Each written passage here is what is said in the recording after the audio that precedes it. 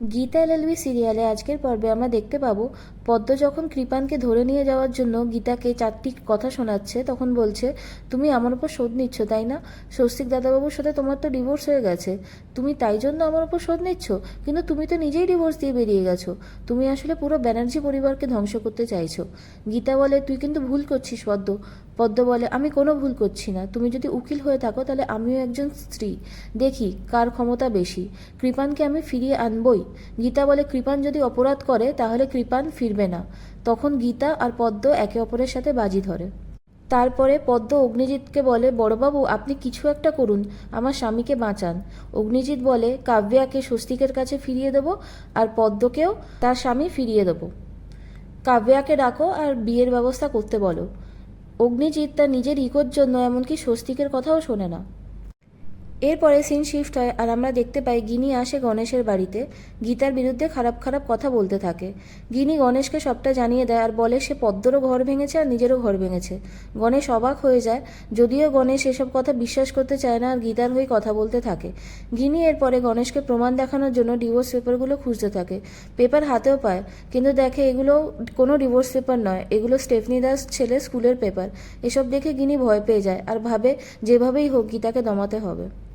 এরপরে scene shift হয় আর আমরা দেখতে পাই পদ্ম আর কিরণকান্তিরা সবাই মিলে আলোচনা করছে। পদ্ম বলছে গীতাকে যেভাবেই হোক আটকাতে হবে। সেখানে কাব্যা উপস্থিত ছিল, বলে ধীমান সেন আজ জেল থেকে ছাড়া পাচ্ছে, গীতাকে 3 দিনের জন্য যে করেই হোক এখান থেকে সরাতে হবে, তাহলেই আমরা খেলা ঘুরিয়ে দিতে পারবো। ঠিক এই সময় কাব্যার কাছে গিনির কল আসে আর গিনি কাব্যাকে জানিয়ে দেয় যে স্বস্তিককে গীতা কোনো রকম ডিভোর্সই দেয়নি, পেপারগুলো আদৌ ডিভোর্স পেপার নয়। এরপরে গিনি আর কাব্যা মিলে গীতার ক্ষতি করার চক্রান্তের ছক কষতে থাকে। গিনি বলে স্বস্তিককে যেভাবেই হোক বাইরে পাঠাতে হবে, এই রিজন দিয়ে যে স্বস্তিকের মন ভালো নেই, বাইরে যাওয়া প্রয়োজন, তাহলে ওর মনটা একটু ফ্রেশ হয়, এইসব বলে। তখন গীতাও তার পিছু পিছু বাইরে যাবে আর ঠিক তখনই আর ক্ষতি করা যাবে। আমি মেহেক সবাই মিলে স্বস্তিককে কনভিন্স করার চেষ্টা করব। কাব্যা এরপরে এই প্ল্যানটা নিজের বাড়ির সকলকে বলে। রতির এতে আপত্তি থাকলেও কাব্যা তার কথা শোনে না। অন্যদিকে গিনির কথায় রাজি হয়ে অগ্নিজিৎ স্বস্তিককে কলকাতার বাইরে যেতে বলে। গিনি আগুনে ঘি ঢালতে থাকে। স্বস্তিকের আপত্তি ছিল, কিন্তু ঈশা আর রাকা বলে যে গীতাকে নিয়ে তো বাইরে যেতে পারিস। স্বস্তিক বলে যে যে মেয়ের সাথে সমস্ত সম্পর্ক শেষ হয়ে গেছে, যেখানে কোনো ভালোবাসা নেই, আমি তাকে নিয়ে বাইরে যাব কি করে?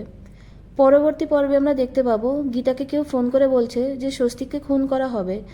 গীতা এরপরে অগ্নিজিৎ আর স্বস্তিককে বারণ করলো বাইরে যাওয়ার জন্য, কিন্তু তারা তার কোনো কথা শুনলো না। গীতা সেখানে যাওয়ার সিদ্ধান্ত নেয় এরপরে। বন্ধুরা, রিভিউ ভালো লেগে থাকলে ভিডিওটিতে লাইক করুন, কমেন্ট করুন, শেয়ার করুন আর আমাদের চ্যানেলটিকে সাবস্ক্রাইব করুন। ধন্যবাদ।